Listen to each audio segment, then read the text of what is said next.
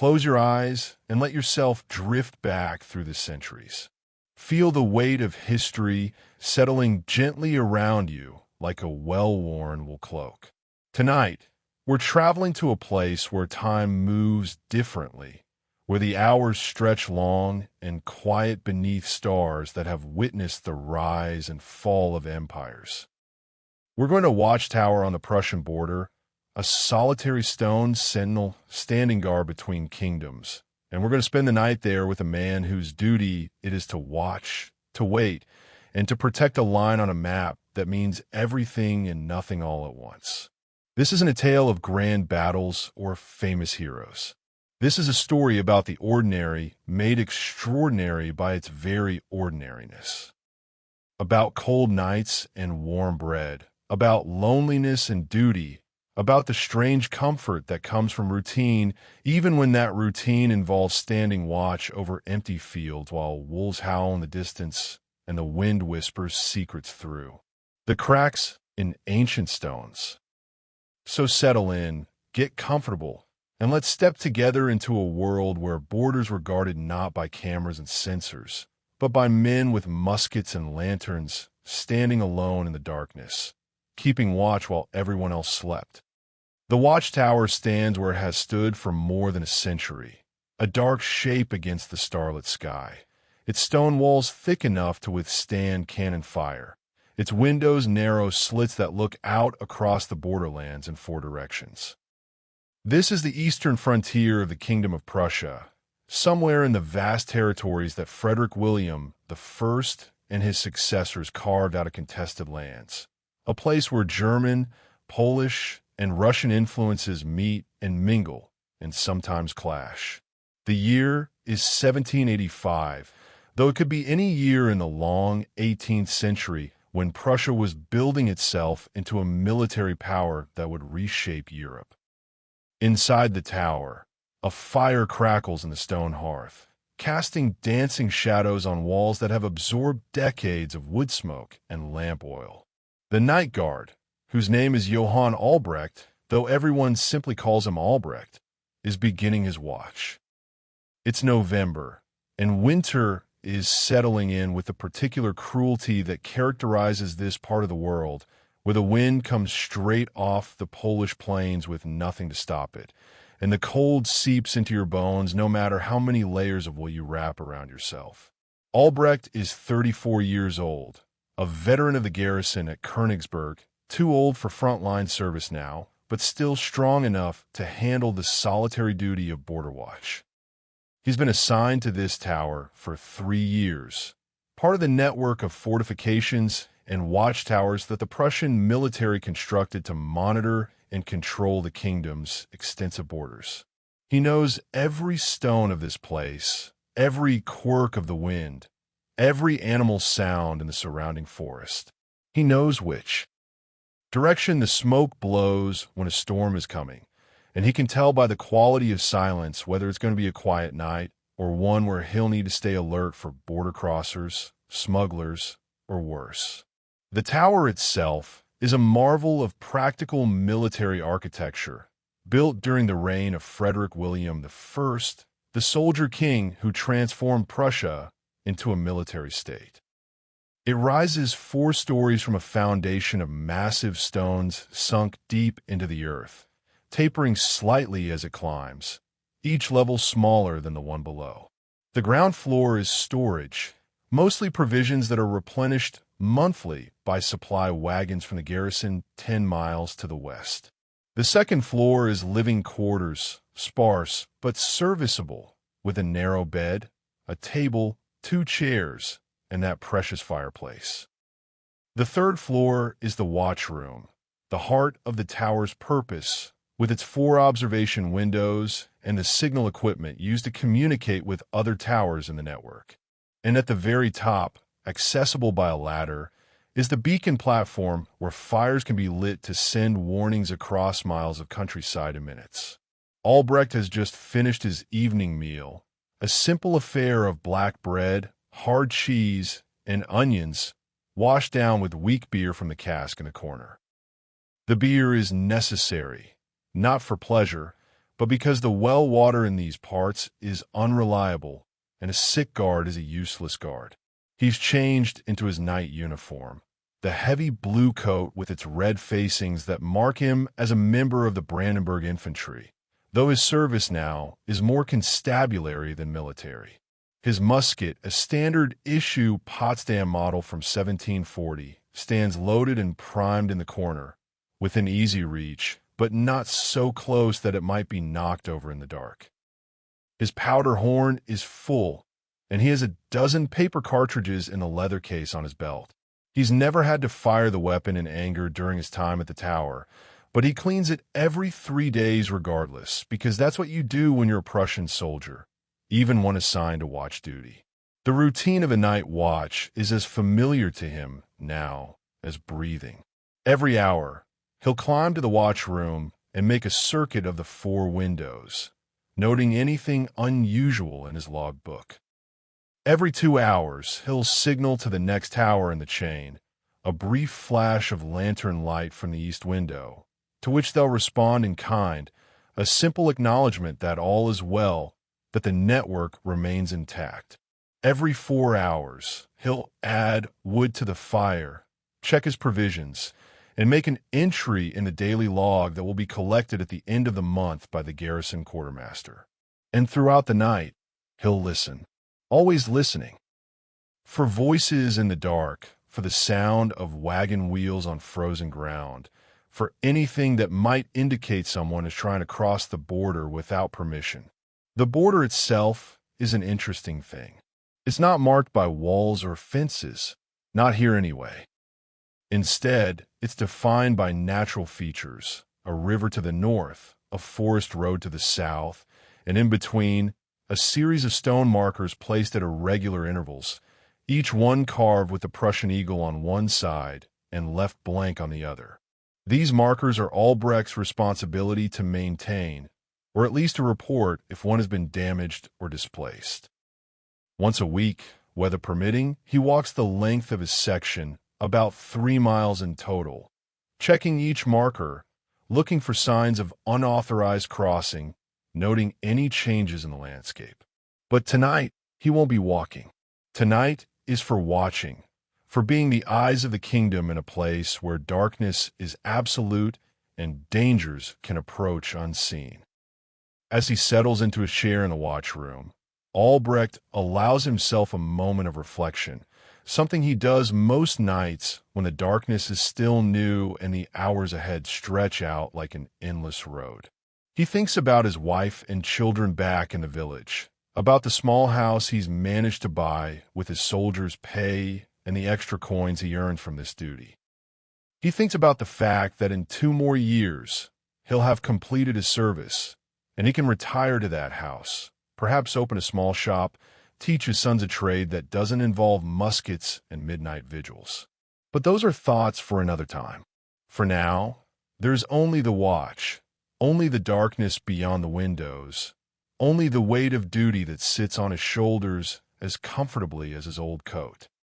Albrecht lights his pipe, a luxury he allows himself on night watch, and begins the long business of staying awake and alert until dawn breaks over the eastern horizon and the day guard arrives to relieve him. The tower settles around him, the old stones breathing with accumulated centuries, and outside, the Borderlands wait in silence, keeping their own counsel while Johann Albrecht keeps his watch. This is where our story begins, in this moment of transition between day and night, between civilization and wilderness, between the ordered world of maps and kingdoms and the older world that existed before borders were drawn and towers were built. Let's stay here a while, in this tower, with this man, and discover what it meant to stand watch on the frontier of an empire that thought it could last forever. The stone sentinel, architecture and history of the watchtower. The watchtower that Johann Albrecht calls home for the duration of his watch is more than just a military structure. It's a physical embodiment of Prussian philosophy, a testament to the methodical, practical mindset that transformed a collection of scattered territories into one of Europe's great powers. To understand the tower is to understand something essential about Prussia itself, about the marriage of military necessity and architectural innovation that characterized the building projects of the 18th century. The tower stands approximately 18 meters tall, roughly 60 feet, though Albrecht has never measured it precisely. He knows it takes him exactly 87 steps to climb from the ground floor to the beacon platform at the top, and that's measurement enough for practical purposes. The foundation extends another 2 meters below ground. Massive stones quarried from a site 15 miles to the west and transported here by a wagon train in the summer of 1682, during the reign of Friedrich Wilhelm, the Great Elector.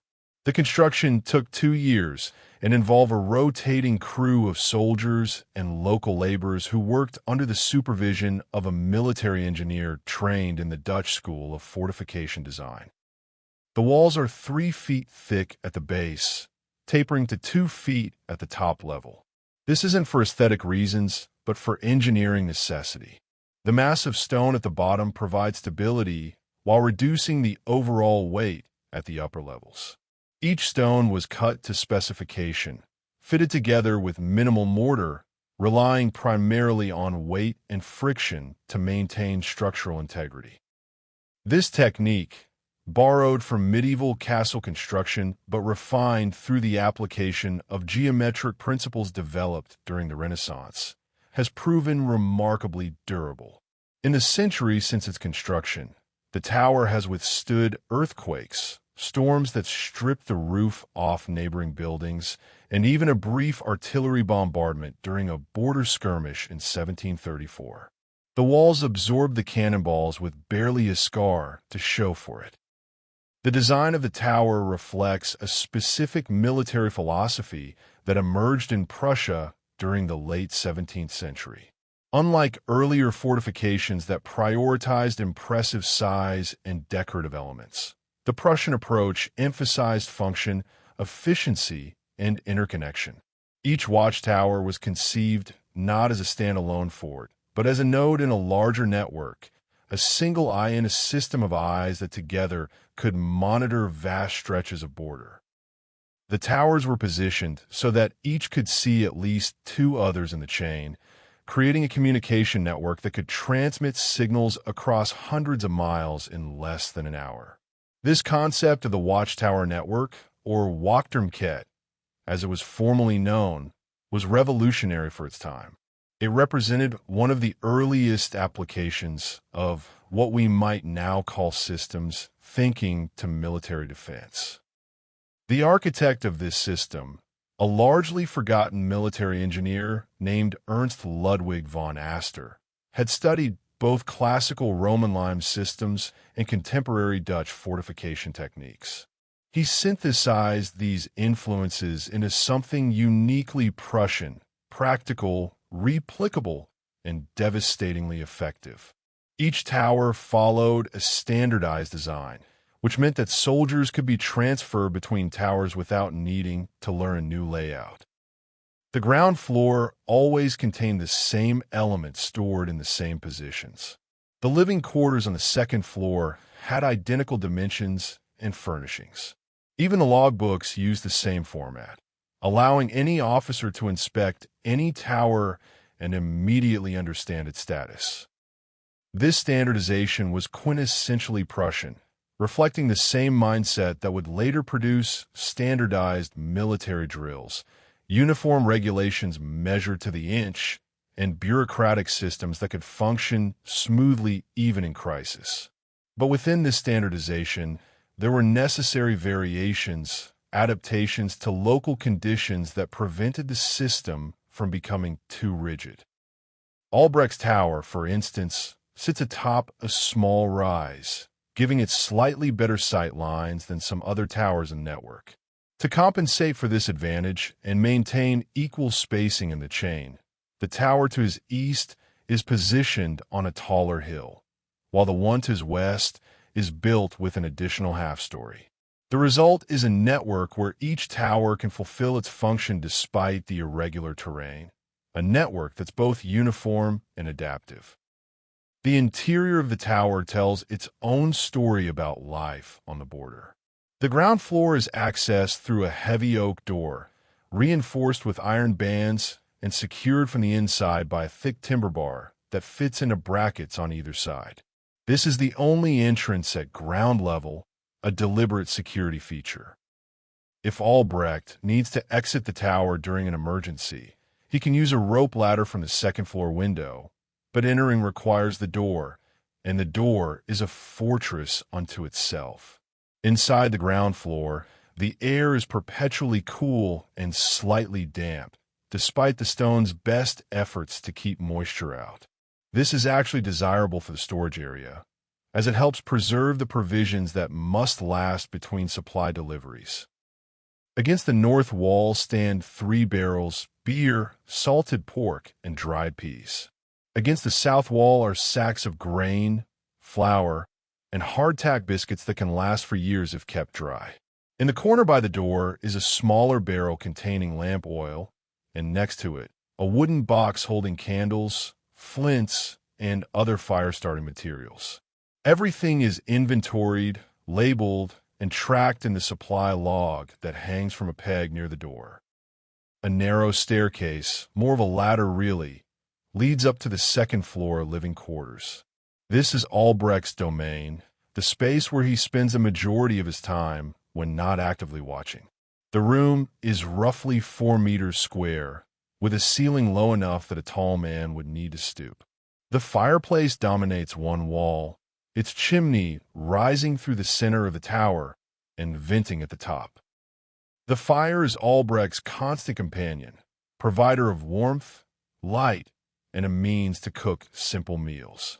The chimney design is clever, incorporating a series of baffles that maximize heat transfer to the surrounding stones while minimizing smoke buildup in the room. Even so, the walls are black with soot, decades of fires leaving their mark. The furniture is minimal but sufficient. The bed is a wooden frame with rope supports and a straw-filled mattress that Albrecht replaces every 3 months from a supply kept in the ground floor storage. 2 wool blankets and a sheepskin coverlet provide warmth during the winter months, though he often sleeps in his clothes when the temperature drops below freezing. The table is a simple affair, heavy planks on trestle supports, with 2 matching chairs. One shelf holds his few personal possessions: a pipe, a small wooden box containing letters from home, a Bible that he can't read very well but finds comforting nonetheless, and a whetstone for maintaining his knife. The watchroom on the 3rd floor is where the tower's true purpose becomes clear. 4 windows, each about 2 feet wide and 4 feet tall, face the cardinal directions, providing comprehensive views of the surrounding territory. The windows are equipped with interior shutters that can be closed during severe weather, and each has a small ledge just wide enough to rest a musket barrel for aimed fire. In the center of the room stands a large table bearing the most important items in the tower: the logbooks, the signal lantern, and the speaking trumpet. The logbooks are leather-bound volumes, each page ruled into columns for date, time, observations, and actions taken. Albrecht makes entries in these books 4 times per night, using a stub of pencil that he sharpens with his knife.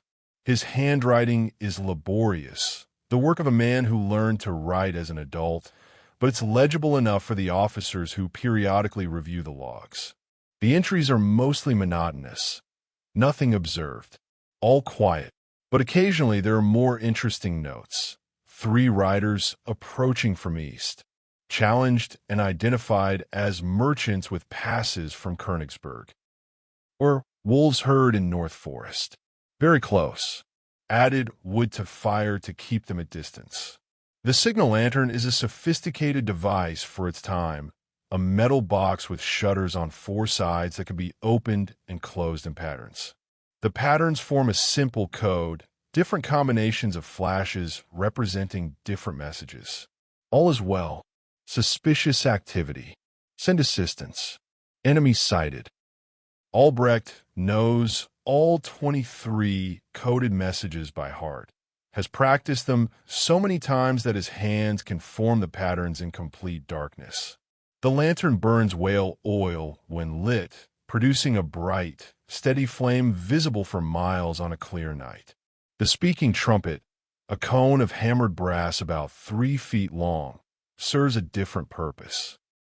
On those rare occasions when Albrecht needs to communicate with someone approaching the tower, the trumpet amplifies his voice, carrying his challenge to approaching travelers while he remains safely inside the tower.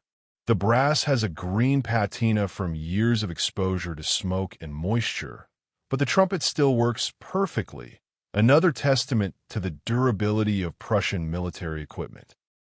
The beacon platform at the very top of the tower is accessible only by a vertical ladder and a trapdoor. Albrecht rarely goes up there during his night watch, as his duties don't normally require it, but he checks it weekly during daylight to ensure the beacon materials are dry and ready. The beacon itself is a metal basket about 3 feet across, filled with pine branches and pitch-soaked wood. If lit, it would burn visibly for 30 miles in every direction, a signal for general alarm that would trigger a cascade of responses across the entire border network. In his 3 years at the tower, the beacon has never been lit, but it stands ready, waiting for the emergency that might come tonight, tomorrow, or never. The history of this particular tower is recorded in a brass plaque mounted on the interior wall of the second floor, though Albrecht can't read the Latin inscription. He knows from other soldiers what it says: built in the year of our Lord 1682, during the reign of Friedrich Wilhelm, Elector of Brandenburg. May it stand eternal vigil over the lands of Prussia. The tower has indeed stood vigil, watching as borders shifted, as peace turned to war and back to peace, as generations of guards came and went. Before Albrecht, there was Hauptmann Schultz, who served here for 7 years before retiring to a veterans' home. Before Schultz was Muller, who died in the tower during a particularly harsh winter, found frozen at his post still gripping his musket. Before Muller were others whose names are recorded in the garrison archives, but largely forgotten by the living. The tower has witnessed history, though it has rarely participated in it directly. In 1709, during the Great Northern War, Swedish raiders passed within sight of the tower, a column of cavalry moving south toward Königsberg. Albrecht has heard the story many times from older soldiers. The guard on duty that night, a man named Bergman, used the signal system to track their movement, passing information down the chain of towers so rapidly that Prussian forces were able to intercept them before they reached the city. Bergman was promoted for his service, though he was killed 2 years later in battle at somewhere with a name Albrecht can never remember. In 1734, during a border dispute with Poland that nearly escalated to war, the tower came under cannon fire from a Polish artillery position established on a hill to the east. The guard on duty, Weber, remained at his post despite the bombardment, continuing to signal observations until a sortie from the garrison drove off the Polish gunners. 3 cannonballs struck the tower that day, and if you know where to look, you can still see the scars on the eastern wall, small depressions in the stone that fill with snow in winter and collect moss in summer. But most of the tower's history is quieter, less dramatic. It's the history of thousands of nights like this one, of guards standing watch over empty fields, of routine signals flashed and received, of logs filled with observations of merchants and travelers and smugglers and the occasional lost patrol. It's the history of a border that mostly stays peaceful, of a system that works precisely because it's there, visible, known to everyone who might think about crossing without permission. The tower is also part of a larger historical pattern, the fortification of Prussia's borders that began in earnest after the 30 Years' War. That conflict taught the German states hard lessons about the importance of defensible borders, about the need for early warning systems that could detect threats before they reach civilian populations. The towers were one response to those lessons, relatively inexpensive structures that provided maximum surveillance with minimal manpower. Each tower required only 1 or 2 guards, yet together they could monitor borders that would have required hundreds of cavalry patrols to cover. The economic logic was quintessentially Prussian. Friedrich Wilhelm I, the soldier king, was famous for his frugality and his insistence on getting maximum value from every expenditure. A network of watchtowers was expensive to build but cheap to maintain. Once constructed, the towers required only regular supply deliveries and modest wages for the guards. Compare this to cavalry patrols, which required horses, fodder, equipment, and much higher wages, and the efficiency becomes clear. The towers were a long-term investment that paid dividends for decades. The towers also served a psychological function that military planners understood, even if they couldn't quite articulate it in modern terms. A visible tower, standing tall on the horizon, was a constant reminder that this land was watched, that Prussia's borders were protected. Potential border crossers, smugglers, and spies all knew that the towers were there, that they were manned, that someone was always watching. This knowledge alone deterred many violations, making the towers effective even on nights when nothing happened, when Albrecht saw nothing but stars and darkness. Some towers in the network were more important than others, positioned at strategic crossroads or overlooking particularly vulnerable sections of border. Albrecht's tower was mid-tier in importance, significant enough to be well-maintained, but not crucial enough to warrant multiple guards. About 30 miles to the north was the tower at Marienburg, a much larger structure that served as a regional command post, housing a garrison of 12 soldiers and serving as a relay point for communications heading toward the coast. To the south was Grenzwald Tower, positioned at the edge of a dense forest that was a favorite route for smugglers. That tower had 2 guards on duty at all times, and they were authorized to fire on border crossers without warning under certain circumstances. The network of towers extended for hundreds of miles, following the irregular contours of Prussia's eastern borders. Some segments were dense, with towers every 3 miles. Others, in remote or naturally defensible areas, had wider spacing. But the principle remained constant: overlapping fields of observation, rapid communication, and the ability to summon help quickly if needed. It was a system that would last, with modifications, well into the 19th century, only becoming obsolete when telegraph systems and railroad transportation rendered the signal towers unnecessary. But on this November night in 1785, the tower is still very much necessary, still serving the purpose for which it was built. And Johann Albrecht, sitting in his watch room with the logbook open before him and the darkness pressing against the windows, is the latest in a long line of men who have kept the vigil. He is the tower's eyes tonight, its voice if needed, its purpose made flesh and blood. The stones remember all who have served here, and someday, long after Albrecht has retired to his village and the tower has passed to other hands, the stones will remember him too, another ghost among many in a place built to watch, but destined to be forgotten. The rhythm of duty, a guard's daily life. The day for a border guard like Johann Albrecht begins not with sunrise, as it might for a farmer or craftsman, but according to the rigid schedule laid down in the military regulations of Friedrich Wilhelm I. These regulations, codified in 1716 and updated only slightly in the decades since, govern every aspect of a soldier's life, from the width of buttonholes on his uniform to the precise hour he must wake each morning. For a watchtower guard, the regulations specify that the night watch begins at sunset and ends at sunrise, with the exact times varying by season.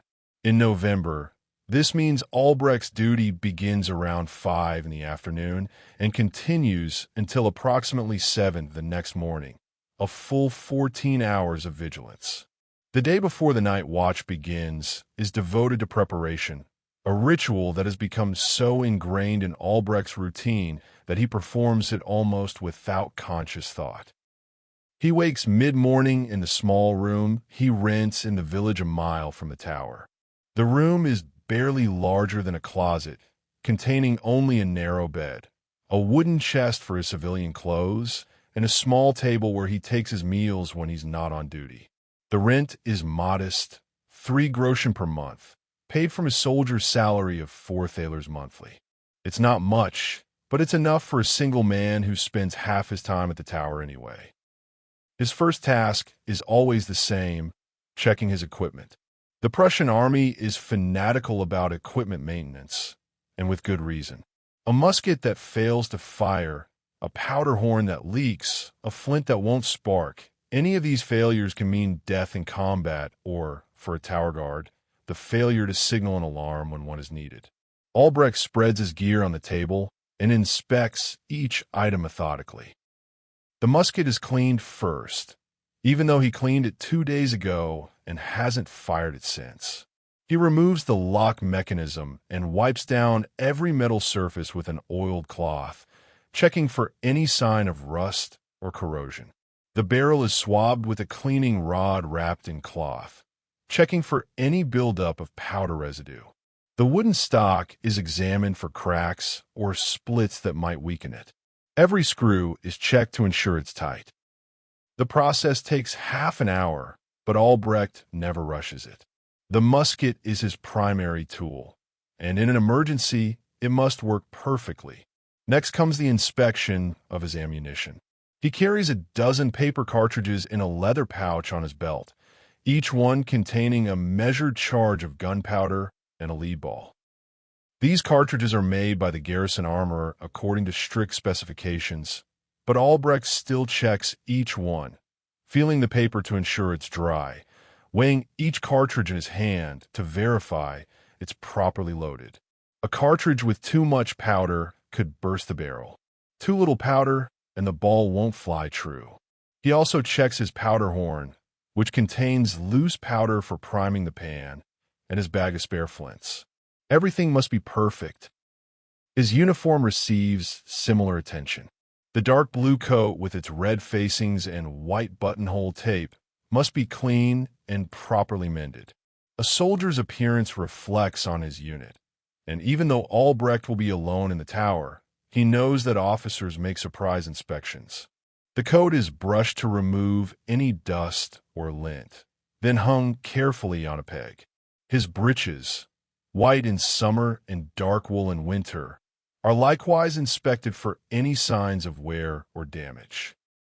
His stockings are checked for holes, his shoes for loose stitching or worn soles. His hat, a simple tricorn in the style that's been standard for decades, is brushed and shaped, ensuring the brim holds its proper form. By mid-afternoon, Albrecht is ready to make the walk to the tower. He packs a small rucksack with personal items, tobacco for his pipe, a few extra candles, the most recent letter from his wife, which he'll read again during the long night, a small chunk of hard sausage he bought from the village butcher. Everything else he needs is already at the tower, part of the regular supply rotation. He shoulders his musket, settles his gear, and begins the walk. The path to the tower is well worn, a track through fields that are mostly fallow now in late autumn. The soil is dark and heavy, the kind that turns to thick mud in spring but freezes hard as stone in winter. Today it's somewhere in between, cold enough that his breath steams, but not yet frozen. The walk takes about 20 minutes at a steady pace, and Albrecht uses the time to shift from his civilian mindset to his soldier's mindset, preparing himself mentally for the long night ahead. He arrives at the tower as the sun is beginning its decline toward the western horizon. The day guard, a younger man named Wilhelm, greets him at the door.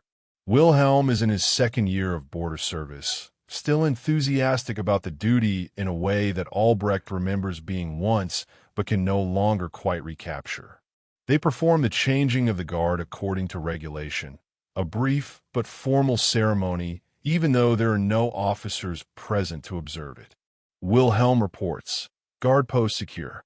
Nothing unusual observed during my watch. Supply levels adequate.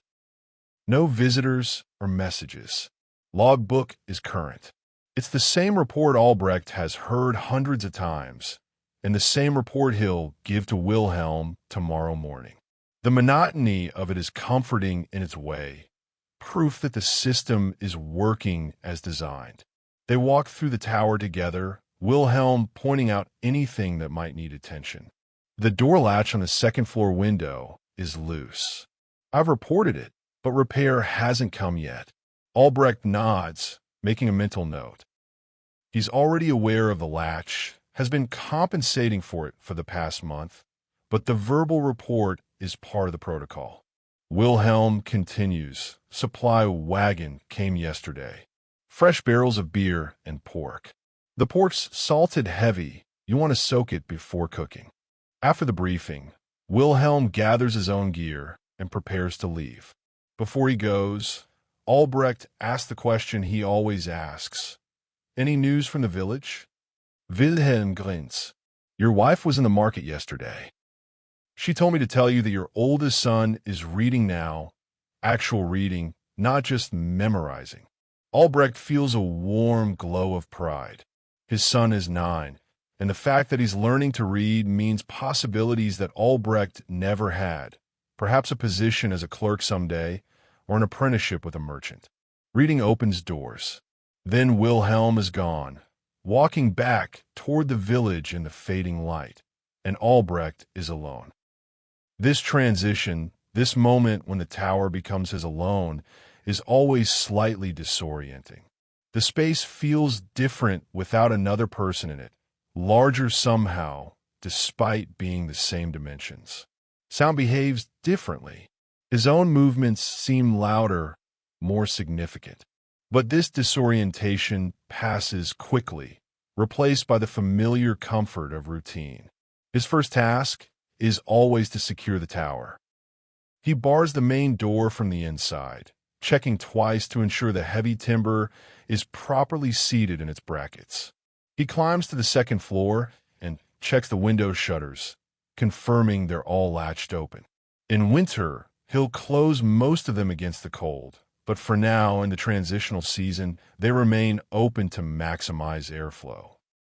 He checks the fireplace, adding wood to the embers that Wilhelm left banked, building up a modest fire that will warm the room without consuming too much fuel. Then comes the logbook entry, the first of many he'll make tonight. He climbs to the watchroom, lights a candle since the daylight is fading, and opens the current volume to the next blank page. The entry is simple but precise. Guard change completed at 1,700 hours, November 8, 1785. All secure. Weather: clear, cold, wind from northwest. Observations nil. He signs the entry with his initials, J.A., and the date. The log is a legal document, admissible in military court if anything serious should happen, so accuracy matters. With the formal duties complete, Albrecht allows himself to settle into the tower's rhythm. He returns to the second floor and prepares his evening meal, the main sustenance he'll have before morning. Tonight, it's the usual bread, cheese, onion, a cup of the weak beer that serves as his primary beverage. The bread is dark and dense, made from rye flour, the kind that sticks to your ribs and keeps hunger at bay for hours. The cheese is hard and slightly salty, probably made last spring and aged in someone's cellar. The onion is raw, sharp and pungent, but Albrecht has learned that raw onions, for reasons he doesn't understand, help prevent the scurvy that plagued garrison soldiers before someone figured out the connection. He eats slowly, methodically, seated at the small table with a single candle for light. Outside the window, the last light is fading from the sky, replaced by the deep blue that precedes true darkness. Stars are beginning to appear, first the brightest ones.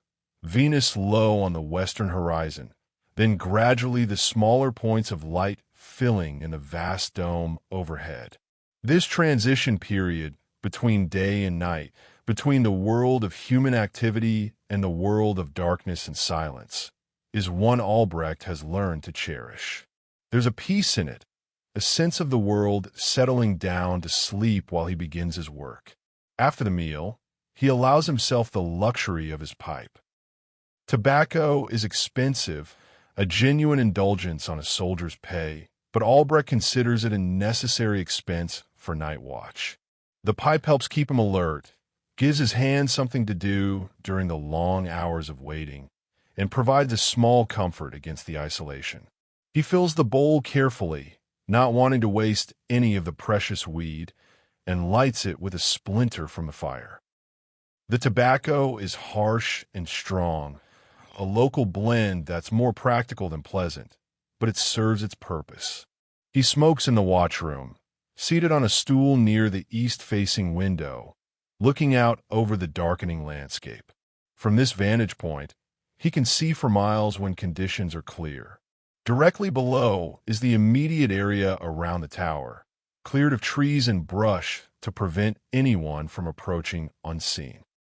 Beyond that is open farmland, fields that belong to the junker who owns much of this district, mostly fallow now, but showing the stubble of the recent harvest.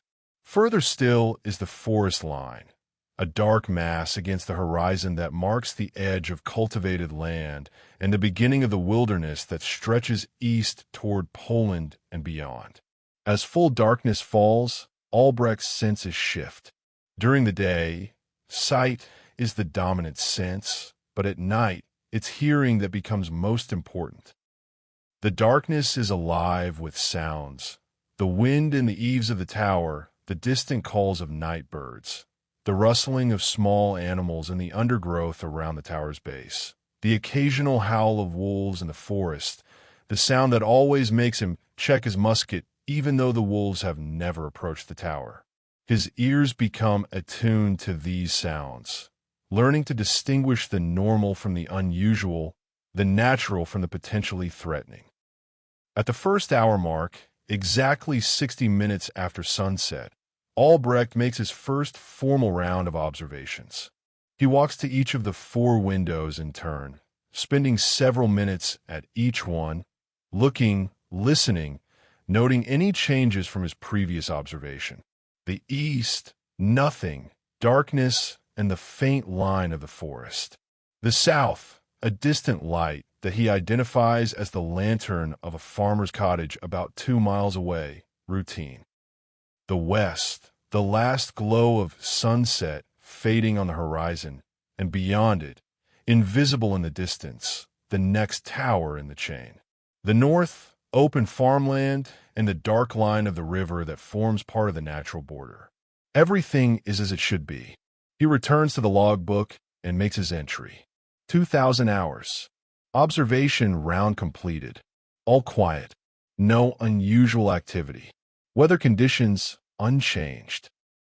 The entries will be like this for most of the night, monotonous records of nothing happening, which is exactly what's supposed to happen. Every 2 hours, he performs the signal exchange with the neighboring towers.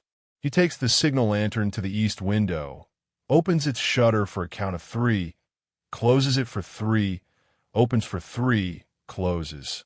The pattern means all is well, continuing watch. Within a minute, he sees an answering flash from the tower to the east, the same pattern returned. He records this in the logbook as well, noting the time and confirming that the communication network is functioning. Between these formal duties, the hours stretch out, and Albrecht fills them with the small tasks that make night watch bearable. He maintains the fire, adding wood at regular intervals to keep the second floor at a tolerable temperature. He occasionally prepares a cup of weak tea, using leaves that have been reused so many times they barely color the water, but the hot liquid is comforting. He works on small mending projects, sewing a button that's come loose on his coat, patching a hole in his stockings. These are tasks he could do in the village, but doing them here helps pass the time and keeps his hands busy. He also reads, after a fashion. His literacy is limited, learned as an adult through painful effort, but he can slowly work through the Bible that sits on the shelf. Tonight he's somewhere in the middle of Psalms, a passage about God watching over Israel. The irony of reading about divine watchfulness while performing his own mundane form of watching isn't lost on him. He moves his finger under each word, sounding it out silently, occasionally coming across a word he doesn't know and having to puzzle it out from context. The deepest part of night is always the hardest, the hours between midnight and dawn when fatigue presses down like a physical weight. This is when guards have been known to fall asleep at their posts, an offense that carries severe punishment in the Prussian army. Albrecht has developed his own methods for staying alert. He stands rather than sits during these hours, knowing that standing makes it harder to doze off. He walks around the watchroom, a slow circuit from window to window, keeping his body moving.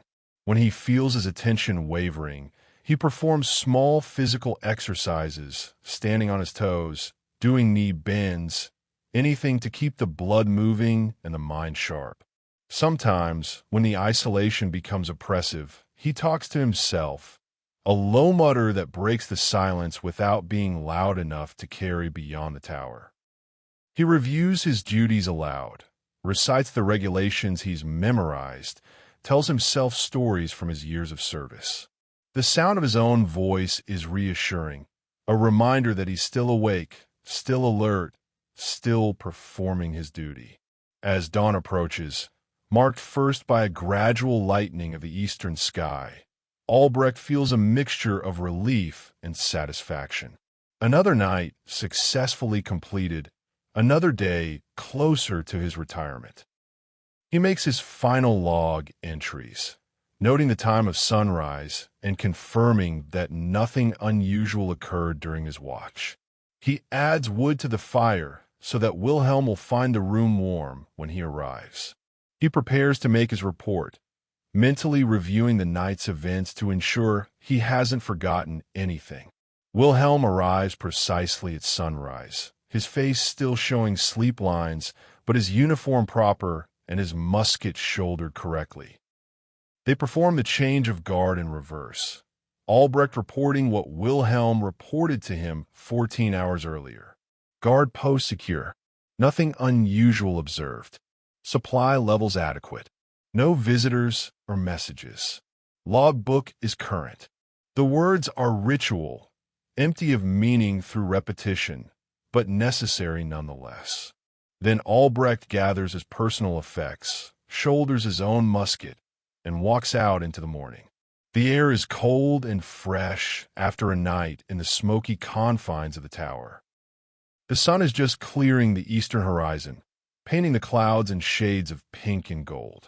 The walk back to the village is pleasant, his body tired, but his mind satisfied with duty completed. He'll sleep through most of the day, waking in the afternoon to begin preparing for the next watch. This is his rhythm, this alternation between day and night, between sleep and vigilance, between civilian and soldier. And while it's monotonous, while the hours can seem endless, there's a deep satisfaction in it, the knowledge that he's performing a necessary service, that his vigilance, however uneventful, is the thin line between order and chaos, between peaceful fields and uncertain danger. Winter's grip, the harsh season at the border. November is a transitional month in Prussia's eastern borderlands. Neither the hardness of deep winter nor the lingering mildness of autumn, but something caught between, a time when the land holds its breath before the real cold sets in. But Albrecht knows, from 3 years of watching seasons turn from his tower, that this waiting is temporary. By December, the transformation will be complete, and the borderlands will enter a period of endurance that will last until March or even April, depending on how harsh the winter proves to be. Winter at the tower is a different kind of duty entirely from summer or autumn watch. The challenges multiply the dangers intensify, and the isolation becomes something more profound than mere physical solitude. It becomes an isolation of climate, of landscape transformed into something hostile, where every task requires more effort and every mistake can have serious consequences. The first sign that winter is truly coming is the change in the wind. The prevailing winds in this region come from the west during most of the year, carrying relatively mild air from the Atlantic across the German plains. But as autumn gives way to winter, the wind shifts, beginning to blow from the northeast, directly from the vast expanses of Russia and the frozen Baltic. These winds are different in character, sharp and cutting, carrying a cold that seems to penetrate through wool and leather to the bone itself. When Albrecht feels this wind shift, he knows it's time to prepare the tower for winter in earnest. The preparation is both physical and mental. Physically, the tower must be transformed from a watchpost that's merely functional into something more like a fortress against the elements. The window shutters, which remain open most of the year to maximize observation, must be partially closed, leaving only narrow gaps for watching.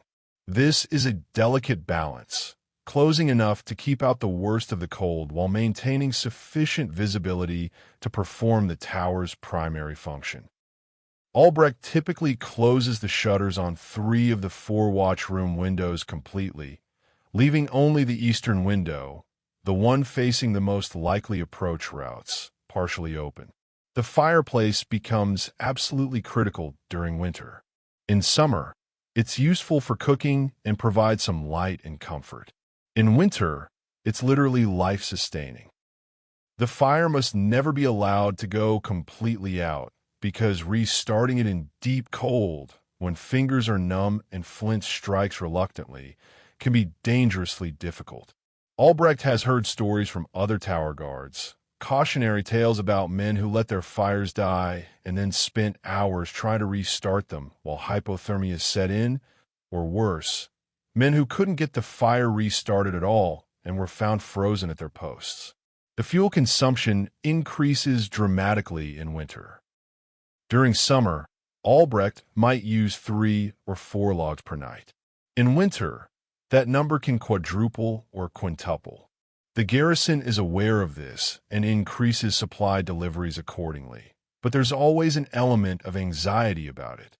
What if a particularly cold spell hits between deliveries? What if the supply wagon can't get through due to snow?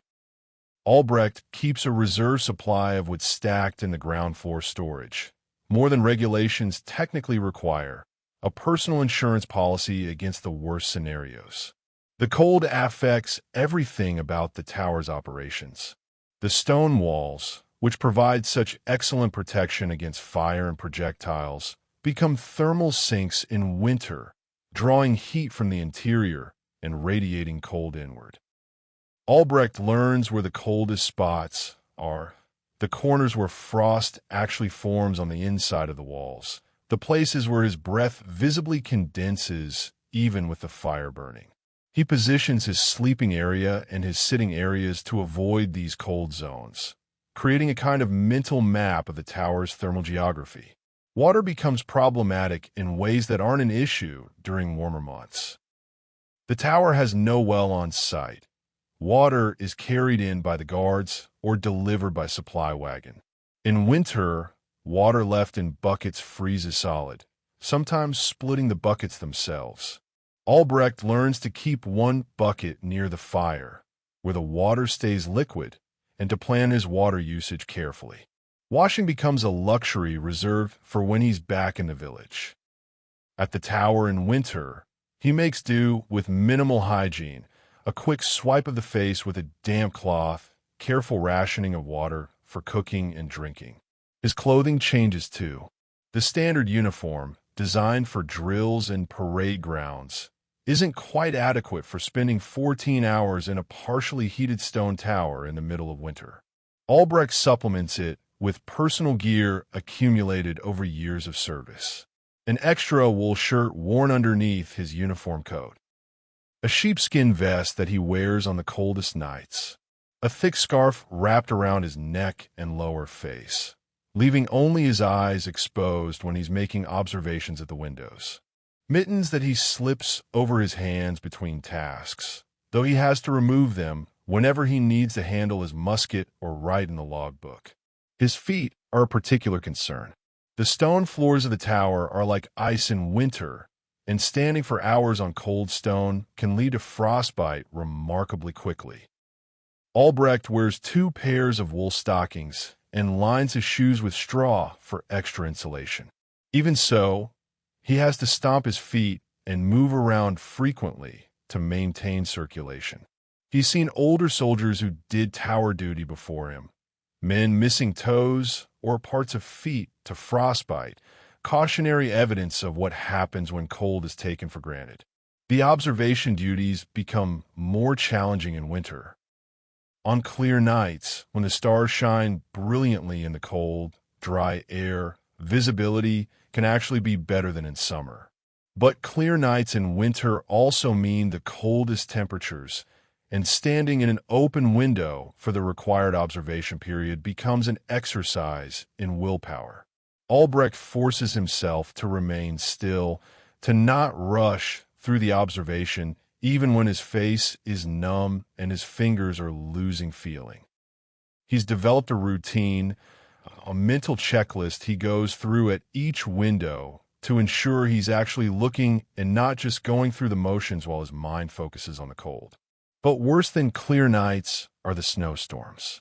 Winter in this part of Prussia can bring blizzards that last for days, storms where visibility drops to a few dozen yards, and the wind drives snow with such force that it seems to come from every direction at once. During these storms, Albrecht's observation duties become almost meaningless. He can't see anything beyond the immediate area around the tower, and anyone trying to cross the border in such conditions would be committing suicide. Yet the regulations still require him to make his observations, to log them, to signal to the other towers if the storm isn't too severe. The signal system becomes unreliable in winter weather. Snow and fog can obscure the lantern flashes, and high winds can cause false signals when shutters blow open unexpectedly. There's a protocol for this, a series of backup signals and timing patterns that account for poor visibility, but it's inexact at best. Sometimes Albrecht will flash his signal and receive no response, and he has to decide whether the other tower didn't see his signal, whether they're having problems of their own, or whether something more serious has happened. Usually it's the weather, and the next night, when conditions improve, communications resume normally. But the uncertainty is unsettling.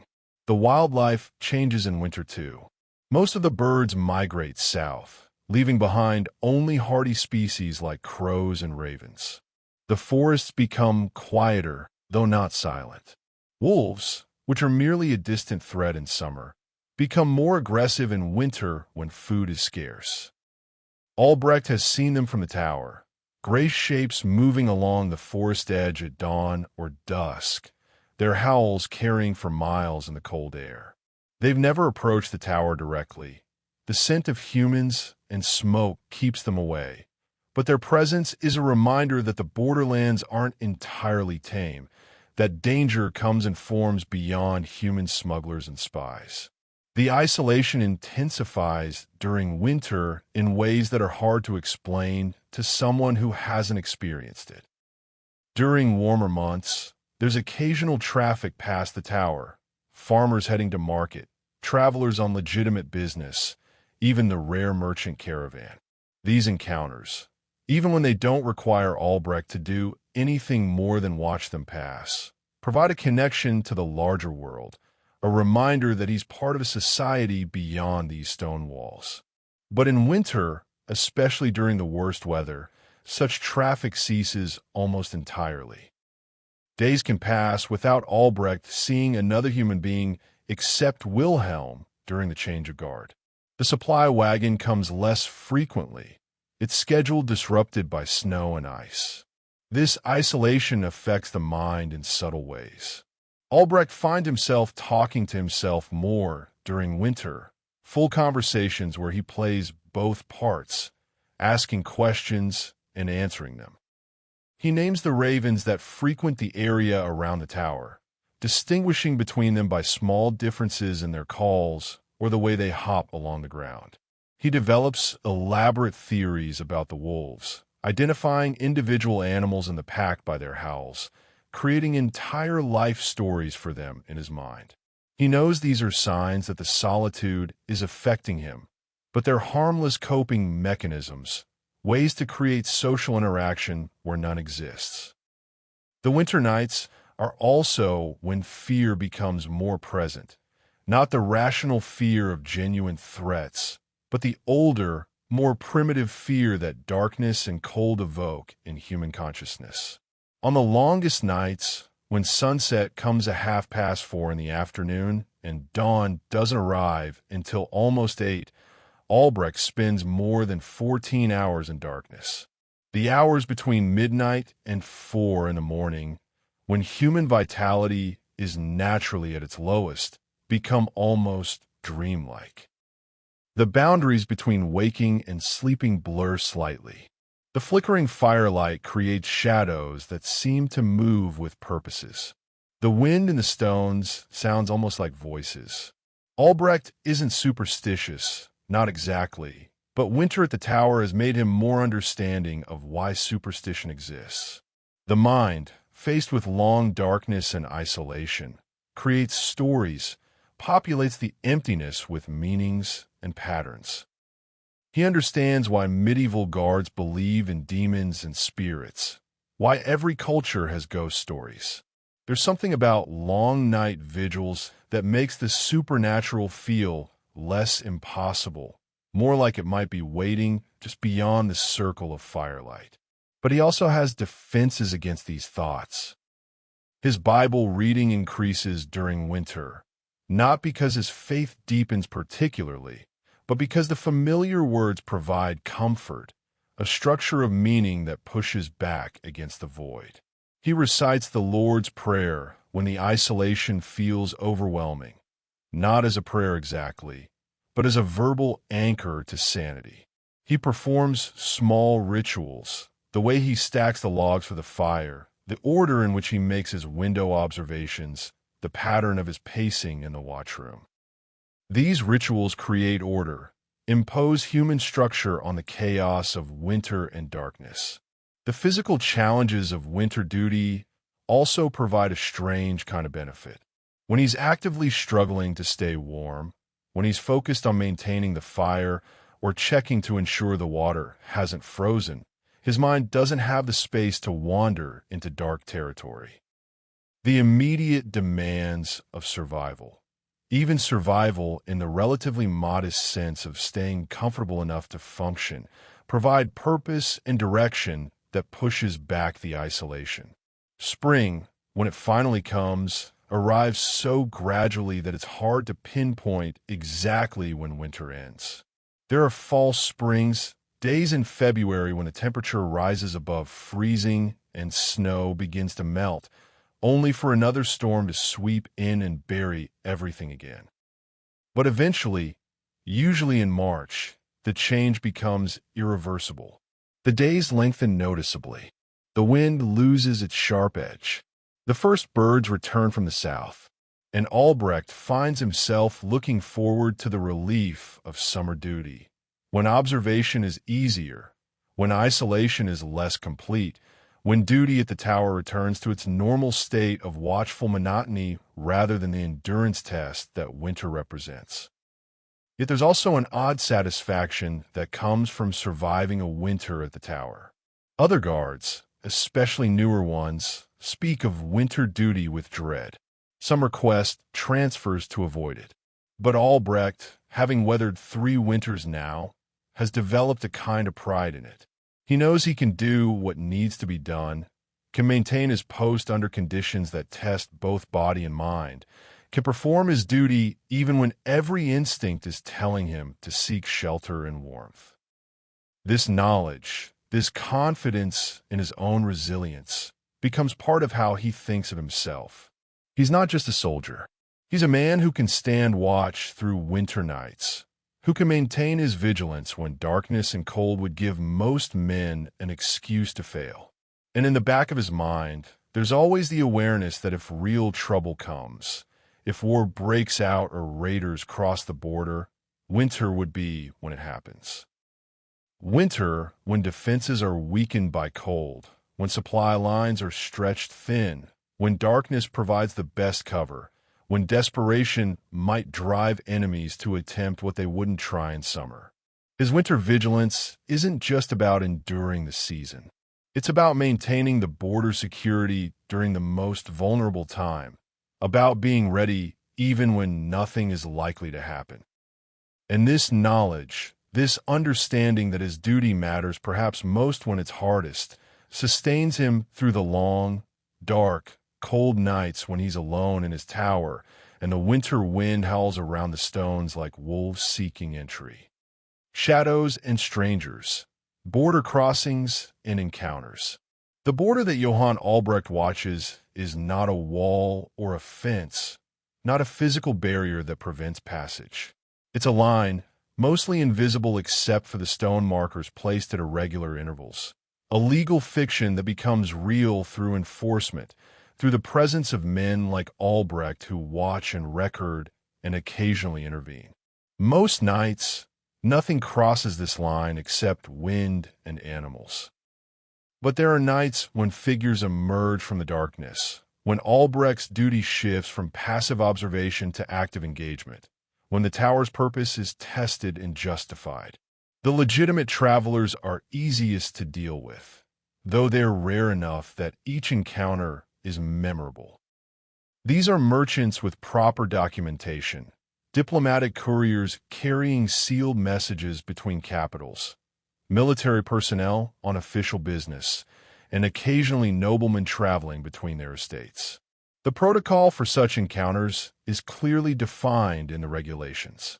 Albrecht observes their approach, usually visible from a mile or more away, as moving lanterns in the darkness.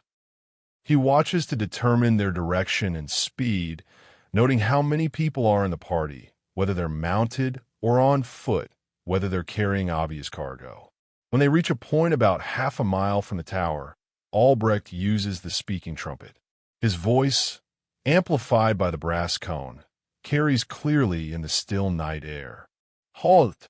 Who approaches the border of His Majesty Friedrich Wilhelm II. The formal challenge, spoken in German, is sometimes answered in Polish, Russian, or other languages Albrecht doesn't speak. When this happens, he repeats the challenge in his limited Polish, a language he's picked up fragments of during his years on the border. Stoj, kto podchodzi?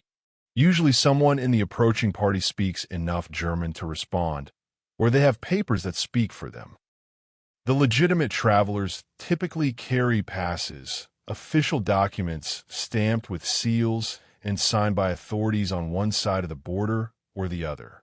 They approach the tower, dismount if they're on horseback, and present these documents to Albrecht, who examines them by lantern light. He can't read well enough to verify all the details, but he's learned to recognize genuine passes by their paper quality, their seals, their stamps. A real pass has weight to it, has texture, has the unmistakable look of official bureaucracy. Forgeries, in the few cases where Albrecht has seen them, lack this quality. They're too clean, or the ink is wrong, or the seal doesn't quite match the pattern he's seen dozens of times before. For legitimate travelers, Albrecht's role is mostly administrative. He records their passage in the log book, noting the time, direction of travel, number in the party, and the authority that issued their passes. He offers them water from the tower's supply if they need it, though most decline, eager to complete their journey. He warns them of any hazards he's aware of, recent wolf sightings, sections of road made impassable by flooding or storm damage, reports of bandits in certain areas. Then he sends them on their way with the formal phrase, "Pass in peace, and may God protect your journey." It's a courtesy that costs him nothing and helps maintain the fiction that the border is a civilized institution, a rational line agreed upon by rational authorities, rather than the arbitrary division of territory that it ultimately is. But not all border crossers are legitimate, and dealing with the illegitimate ones is where Albrecht's duty becomes more complex and potentially dangerous. Smugglers are the most common category of illegal crossers, people moving goods across the border to avoid tariffs and taxes. The smuggling trade in this region is extensive and sophisticated, driven by economic realities that make certain goods expensive on one side of the border and cheap on the other.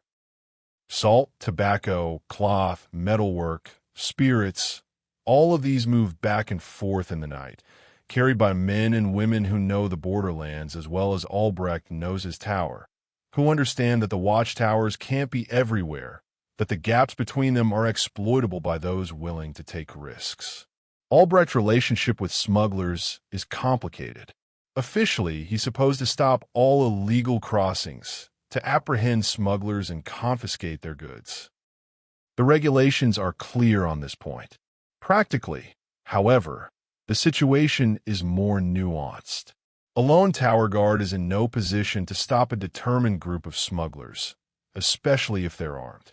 Attempting to do so could result in violence that Albrecht is not equipped to handle alone.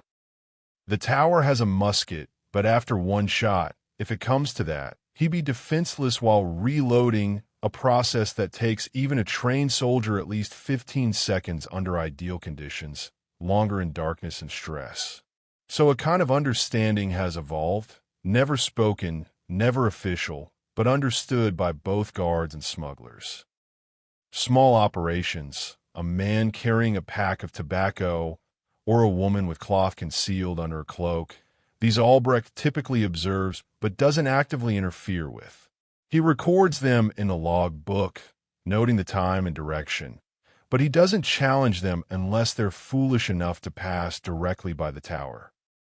Most smugglers know where the towers are and route around them, staying far enough away that technically Albrecht might not have seen them, even though both parties know he did.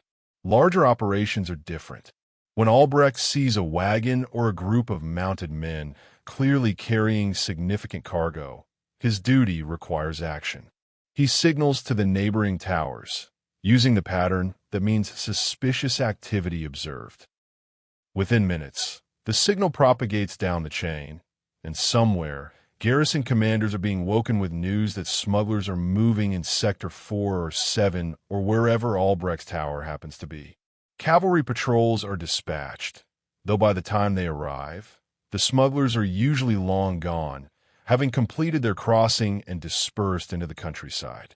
Occasionally, the smugglers are caught. Albrecht hears about these incidents through the informal network of guards and garrison soldiers, stories told during supply deliveries or when he's in the village. A group was intercepted near Grenswald Tower, 3 men and 2 horses loaded with French brandy, avoiding the substantial import taxes. There was a confrontation, shots fired, 1 smuggler wounded but all 3 captured. Or a family operation was broken up near Marienburg, parents and their adult children running tobacco and cloth for years, finally betrayed by a competitor who informed the authorities in exchange for clemency on his own smuggling charges. These stories circulate with a mixture of satisfaction at duties properly performed and a certain sympathy for the smugglers themselves. Most of them aren't criminals in the violent sense. They're people trying to make a living in a region where legitimate opportunities are limited, where the difference between prosperity and poverty might hinge on being able to move goods across an arbitrary line without paying fees that can double or triple their cost. Albrecht himself, if circumstances were different, might be one of them. He understands the calculus that drives men to take such risks.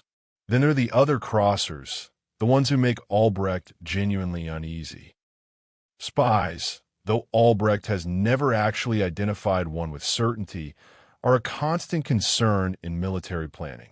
The borders between kingdoms are also boundaries between potential enemies, and information about troop movements, fortification strengths, supply routes. All of this is valuable. The regulations include detailed instructions for what to look for, individuals traveling alone without obvious purpose, people asking questions about military matters, anyone who seems too interested in the towers and their operations. In 3 years, Albrecht has reported 3 possible spies. In each case, his report was based more on intuition than concrete evidence. A man who claimed to be a merchant, but had no goods. Another who said he was traveling to visit relatives, but couldn't name them. A woman who spoke German with an accent Albrecht couldn't place, carrying papers that seemed genuine, but somehow felt wrong. In none of these cases did Albrecht learn the outcome of his report. The individuals were detained by the garrison, questioned, and then nothing. Either they were released as innocent or dealt with in ways the military doesn't discuss with common soldiers. The possibility of encountering actual military threats, enemy soldiers or raiders, is remote but not impossible. The region has been peaceful for decades, but peace is always temporary in this part of Europe.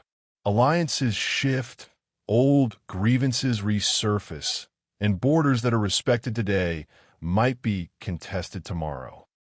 Albrecht knows the history, has heard older soldiers talk about the border skirmishes of previous generations, the quick, violent episodes that flare up and die down before expanding into full wars. His most memorable encounter in 3 years came in his second summer at the tower.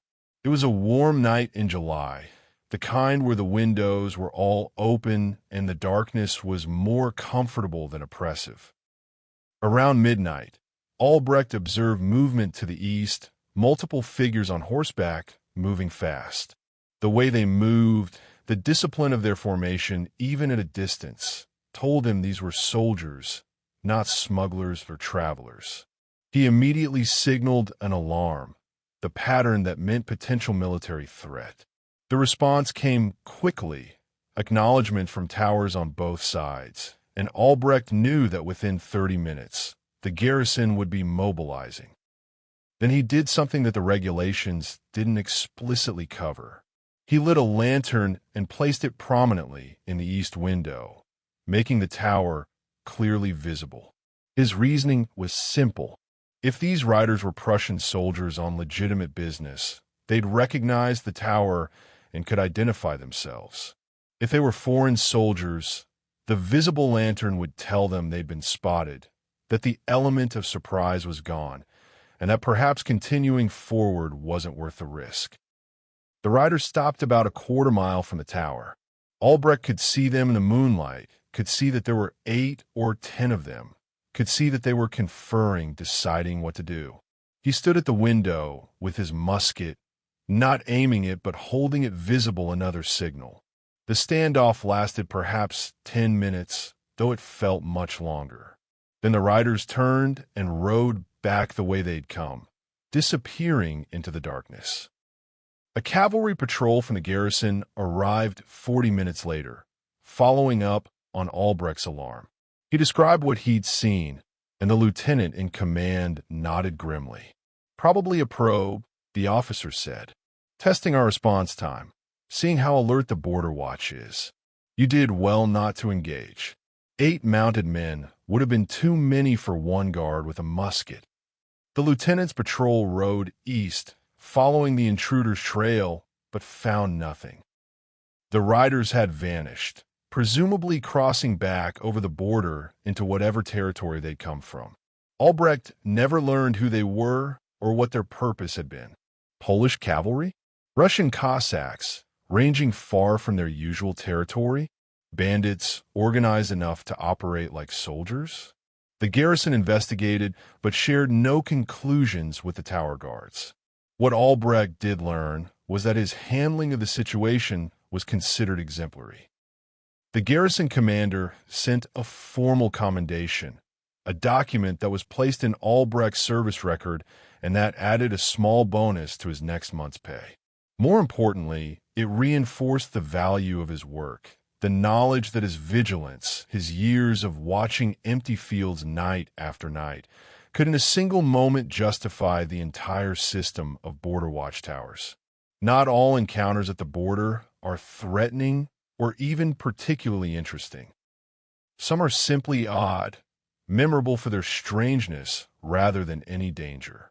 Like the night Albrecht watched a large animal moving along the border, something bigger than a wolf but with a loping gait that didn't match any creature he knew.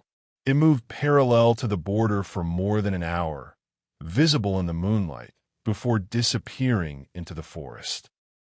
Albrecht reported it in his log as unidentified large animal, possibly bear, though he'd never seen a bear in these parts and wasn't sure that's what it was.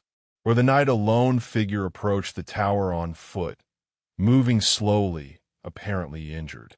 When Albrecht challenged him, the man replied in a language Albrecht had never heard before, something that wasn't German, Polish, Russian, or any other tongue Albrecht had even fragments of. The man gestured at his leg, clearly asking for help, and Albrecht faced a decision. The regulations said, "Don't open the door during night watch."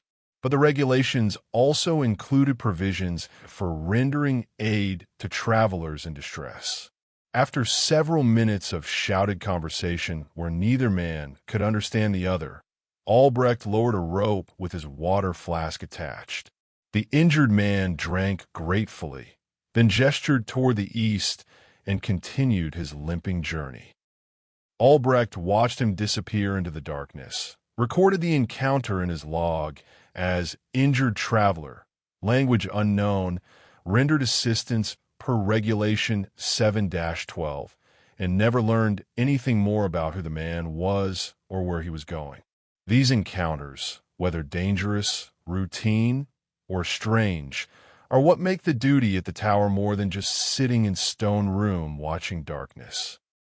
Each one is a reminder that the border isn't just a line on a map, but a living thing, a place where human lives intersect with political boundaries, where personal dramas play out against the backdrop of state authority. Albrecht is a witness to these intersections, sometimes a participant, always a recorder. His log books, stored in the garrison archives after each month ends, are full of these moments, brief notations that hint at longer stories he'll never fully know. 2,315 hours, August 14th, 1783. Small party observed crossing from east, approximately 4 individuals on foot, appeared to be carrying bundles. Did not approach tower. Signaled observation to chain. Party continued west into interior. Who were they? A family fleeing some trouble in the east? Smugglers running a small operation? Refugees from war or famine? The log records only the bare facts, but Albrecht remembers each encounter in more detail than the official record captures, remembers the quality of the moonlight that night, the sound of voices faintly audible across the distance, the way they moved quickly but not frantically, people with purpose but not panic. Or another entry, 0400 hours, February 3rd, 1784. Single rider approach from west, showed diplomatic pass issued by Chancellor's office in Berlin. In transit to Warsaw. Warned of severe weather approaching from north. Rider departed east at 0420 hours. The entry doesn't capture the man's exhaustion, visible even in lantern light, or the way his horse was breathing hard from what must have been days of hard riding. It doesn't record the man's gratitude for the weather warning, or the way he asked if the road ahead was clear, or the fact that Albrecht gave him bread and cheese from his own supplies because the man looked half-starved. These human moments, these brief connections between Albrecht and the parade of strangers who pass his tower in the night, are what make the isolation bearable, what give meaning to duty that can otherwise feel pointless. Each person who crosses the border, legally or illegally, willingly or desperately, is a reminder that Albrecht's watch isn't an abstract exercise, but something that touches real lives. He's not just guarding a border.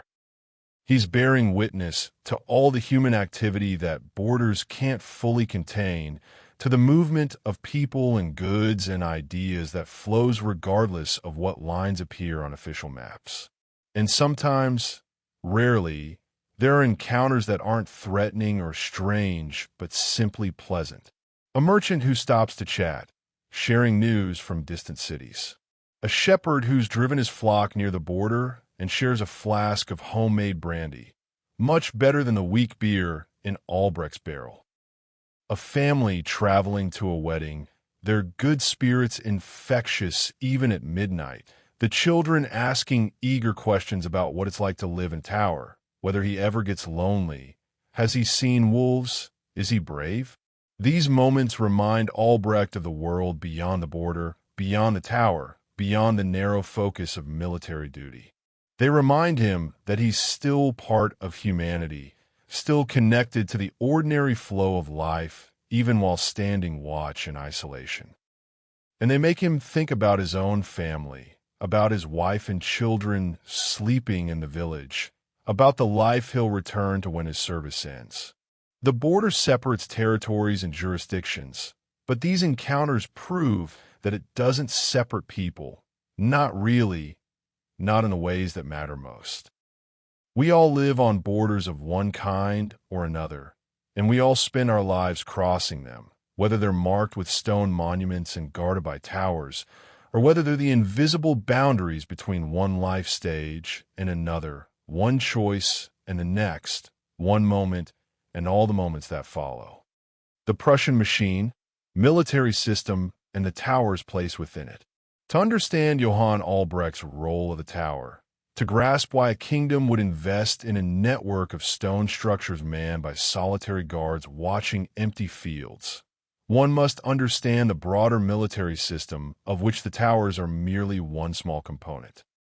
Prussia in the late 18th century is transforming itself from a collection of scattered territories into a military power that will eventually dominate Central Europe.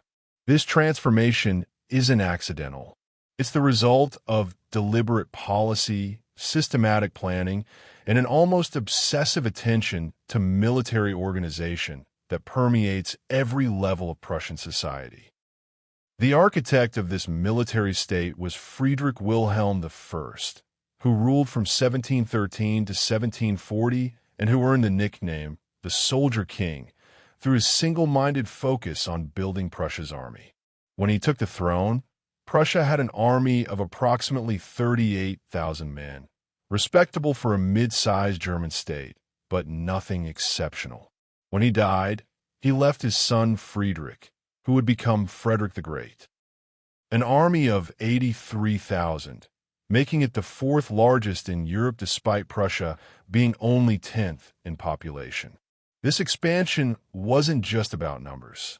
It was about creating a military system so efficient, so well-organized, so thoroughly integrated into the fabric of society that Prussia effectively became an army with a state rather than a state with an army. The Watchtower Network is a perfect example of this systematic thinking. The towers weren't built haphazardly or in response to specific threats.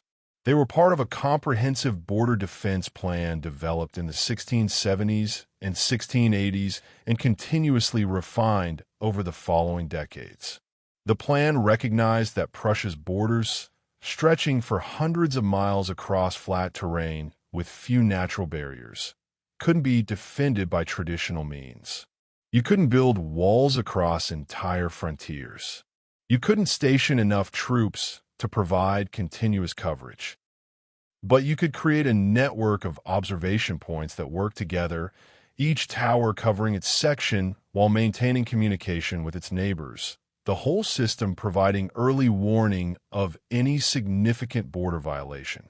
The system's genius lies in its efficiency.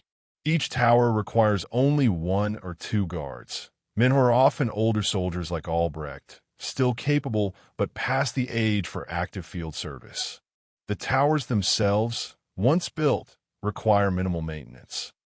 Supply needs are modest and predictable, yet the coverage is comprehensive. An enemy force trying to cross the border at any point will likely be observed by at least one tower, and once observed, that information propagates through the signal network faster than the enemy can move. Albrecht's Tower is Tower 47 in the Eastern District of the Border Defense Network. This designation places it precisely within the system's geography. The Eastern District covers approximately 200 miles of border, divided into 93 towers. Tower 47 is thus somewhere near the middle of this district, part of a chain that stretches from the Baltic coast in the north to the mountains in the south. Each tower has a designation and a precise position recorded in the military archives in Potsdam. The garrison commander of the Eastern District, a Colonel Albrecht has never met, can look at a map and see Tower 47 represented as a small symbol, one among many that collectively represent the kingdom's eyes on its frontier. The communication system is what makes the network functional rather than just a collection of isolated watchtowers. The signal code, which Albrecht has memorized so thoroughly that he can transmit and receive messages almost unconsciously, consists of 23 different patterns.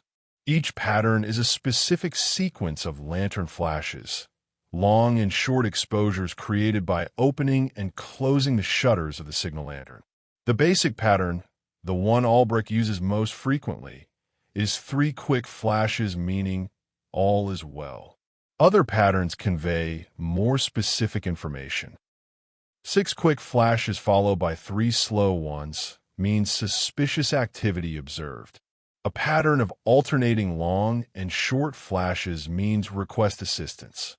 The most serious pattern, 10 rapid flashes followed by a pause, and 10 more, means enemy force observed, general alarm. This code allows information to travel the length of the district in less than an hour under good conditions.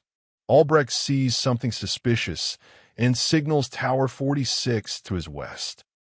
Tower 46 acknowledges and passes the signal to Tower 45, Tower 45 to Tower 44, and so on, the message hopscotching westward toward the district command post. Simultaneously, Tower 48 to the east picks up Albrecht's signal and begins transmitting it eastward. Within 30 minutes, the entire district is aware that Tower 47 has observed something requiring attention. The garrison commanders can dispatch cavalry patrols to investigate, can put frontier posts on alert, can begin preparing for whatever threat might be developing. In practice, false alarms are common. A large herd of deer moving at night might look like mounted men from a distance. Legitimate travelers whose papers are in order still trigger observation reports. Smugglers, while technically illegal, don't represent the kind of threat that requires military response. So most signals result in nothing more than heightened alertness, a patrol dispatched to investigate that finds nothing threatening. But the system is designed for the rare occasions when real threats emerge, and for those occasions, the investment in towers and guards and signal equipment is justified many times over. The tower guards are organized under a chain of command that extends from the individual guard through multiple layers up to the king himself. Albrecht's immediate superior is Hauptmann, Captain Müller, the officer responsible for Towers 41 through 53 in the tower network. Müller visits each tower once a month, reviewing logbooks, inspecting equipment and supplies, addressing any issues the guards might have. He's a career officer in his 50s, a man who's seen combat, but is now assigned to this administrative role in his later years. Müller is fair but exacting, the kind of officer who will notice if a musket isn't properly cleaned or if log entries are sloppily made, but who also understands the challenges of tower duty and doesn't expect the impossible. Above Müller is Major von Stein, the district supply officer responsible for ensuring that all towers in the eastern section remain properly provisioned. Von Stein coordinates the supply wagons, manages the depots where provisions are stored, and handles the logistics that keep men like Albrecht fed, armed, and equipped. It's unglamorous work, the kind that gets no glory in wartime, but without which armies cannot function. Von Stein is an example of the Prussian system's attention to detail, the recognition that military effectiveness depends as much on beans and bullets as it does on battlefield tactics. At the district level is Colonel von Manstein, the Eastern District Commander who oversees the entire network of 93 towers plus the garrison forces stationed at key points throughout the district. Von Manstein is responsible for overall border security in his section, for coordinating responses to threats, for managing the relationships with civilian authorities, and for reporting to the General Staff in Potsdam. Albrecht has never met von Manstein, has only heard his name invoked occasionally by officers like Müller. But von Manstein's decisions directly affect Albrecht's life, determining everything from supply schedules to patrol frequencies to policies on how guards should handle various situations. Above the district level is the Border Defense Command, headed by a general whose name Albrecht doesn't know, and above that is the General Staff, the brain of the Prussian military machine, where strategy is planned and resources are allocated and decisions are made that ripple down through the layers of command until they reach solitary guards and stone towers. The training Albrecht received before being assigned to tower duty was typical of the Prussian system's approach to military preparation. He spent 2 weeks at a garrison school where he and 24 other soldiers being assigned to various border posts learned the regulations governing tower duty, practiced the signal code until they could transmit and receive without thinking, studied maps of the border region so they'd understand the terrain they'd be watching, and received instruction in administrative procedures like maintaining logbooks and filing reports. The instruction was thorough and repetitive, reflecting the Prussian belief that soldiers learn best through drill and practice rather than explanation. The signal code was practiced for hours each day, students taking turns with the lantern until the patterns became automatic. The regulations were read aloud repeatedly. Then students were questioned on specific articles until they could recite the relevant passages from memory. The map study involved both classroom work and field exercises, where students were taken to actual border locations and required to identify landmarks, estimate distances, and describe terrain features. What struck Albrecht during this training was how little of it focused on combat. There was some musket drill, ensuring that guards could load and fire accurately, but most of the training was observational and administrative. The message was clear: a tower guard's primary function isn't fighting. It's watching, recording, and communicating. The musket is a tool of last resort, to be used only if directly attacked or in situations where failure to shoot would be a dereliction of duty. The real weapons of the tower guard are his eyes, his log book, and his signal lantern. This emphasis on observation over combat reflects a broader Prussian military philosophy that war is fundamentally about information. The side that knows more about enemy positions, movements, and intentions has an enormous advantage, often decisive. The watchtowers are information-gathering tools, sensors in a network that allows commanders to see the entire frontier simultaneously rather than relying on scattered patrol reports that might be hours or days old. The supply system that supports the towers is another example of Prussian systematic efficiency. Every tower in the network receives a monthly supply wagon, scheduled to arrive on the same day each month. The wagon carries standardized supplies, the same items in the same quantities for every tower. 3 barrels beer pork peas, 5 sacks of grain and flour, 2 boxes of hardtack, 1 barrel of lamp oil, candles, flints, gunpowder, musket balls, spare clothing, firewood. The standardization means that supply sergeants don't need to figure out what each tower needs individually. They just load the standard package and deliver it according to the schedule. The wagons follow established routes, visiting towers in sequence, usually completing a circuit of 15 to 20 towers before returning to the supply depot to reload. The drivers know every tower in their route, know the roads and shortcuts, know where to find water for the horses, know which bridges can handle a loaded wagon, and which ones require detours. These men are civilians under contract to the military, usually farmers supplementing their income with occasional supply runs.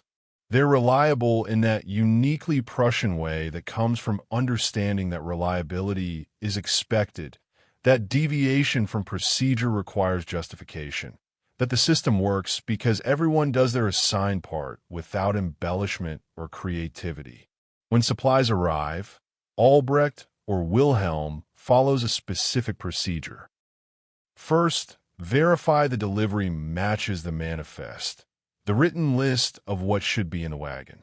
Second, inspect the quality of perishable items, checking that the meat isn't spoiled, that the grain is dry, that the beer hasn't soured.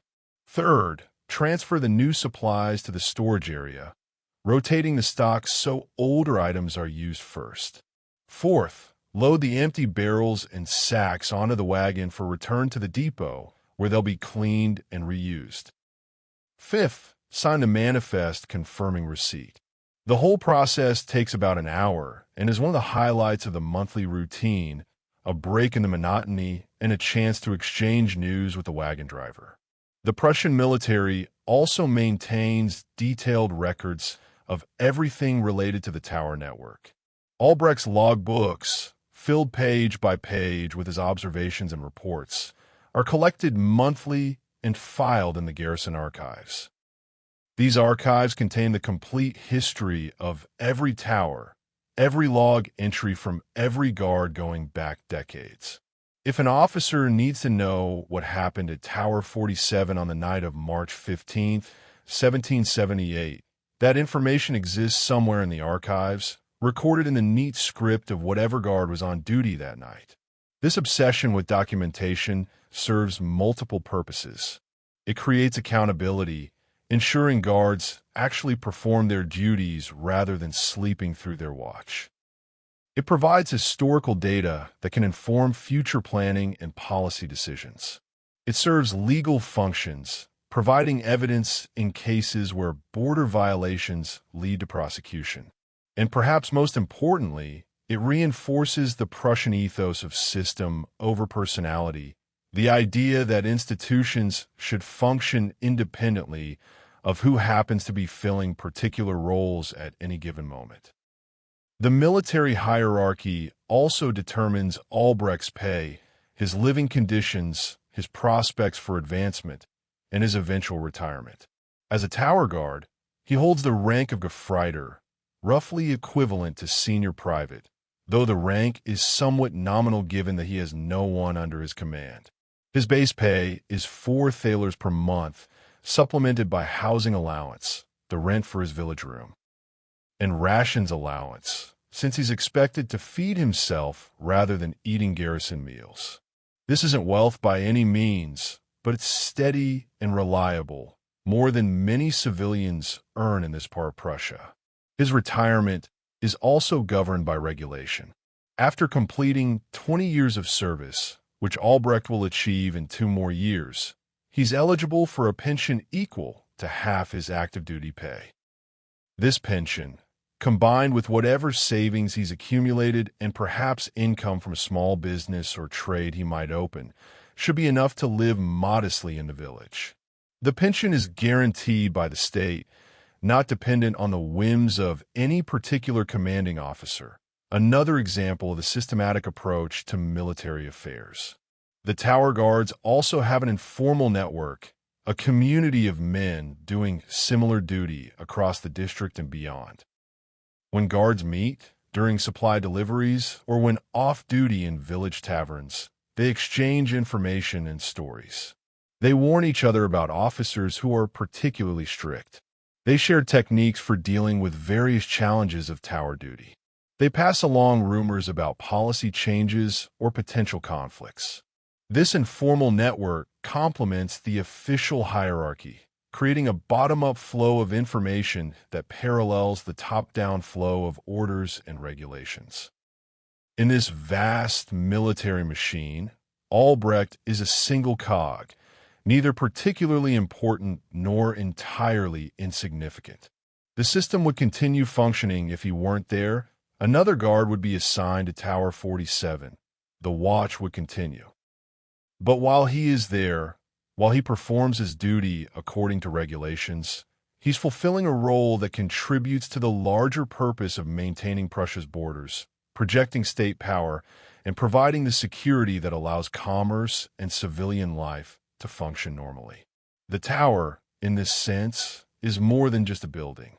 It's a physical manifestation of Prussian state authority, a visible symbol that this land is claimed, defended, watched.